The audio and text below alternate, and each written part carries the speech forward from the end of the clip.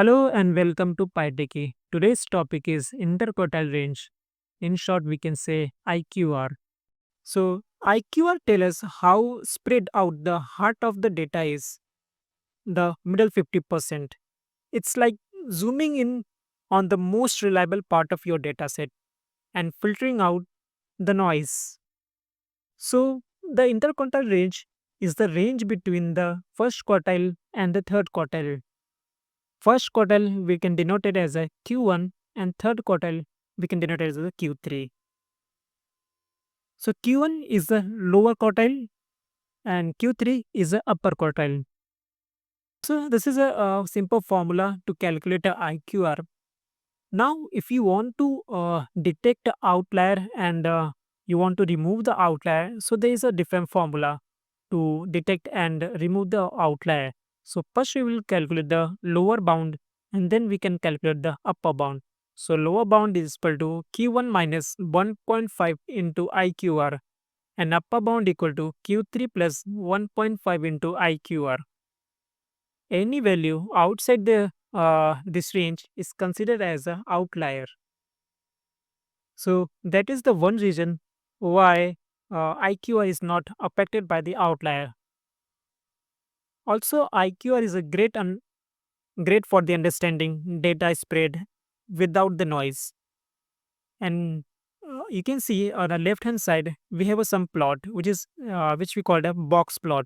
So by using IQR we can plot the IQR this box plot and we can see the outliers. So if you see in a brown box plot, above that we have a few stars, that's denoted as a outlier. So in this way, we can easily visualize and see the what is the outlier in our data set. Later on this playlist, we can see how the box plot work and what are the different formula to detect and remove the outliers from the data set. Now let's see how to calculate IQR. So these are the few steps which we need to perform to get the IQR value. First, we will uh, order the our data in ascending order. Then we can calculate a median or a Q2. So Q2 is nothing but our middle of data sets value, or we can say median of our data set. In earlier my video, I have shown how to calculate a median.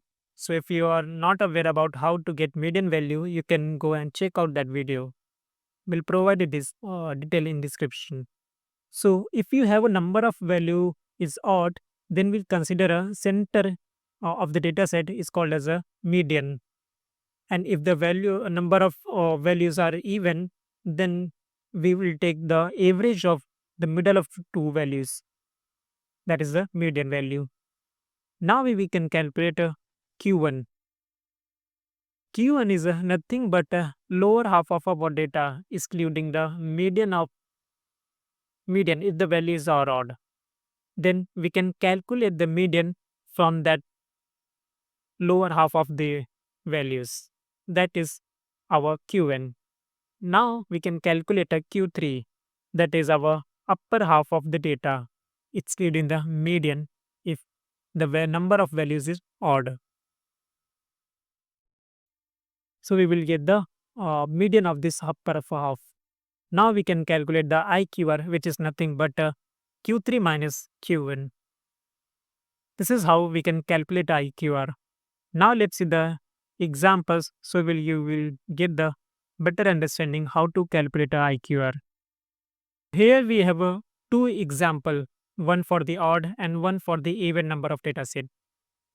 So first we will see odd number. So here we have a data set 2, 4, 10, 18, 15, 7, 21, where we have a number of data set 7.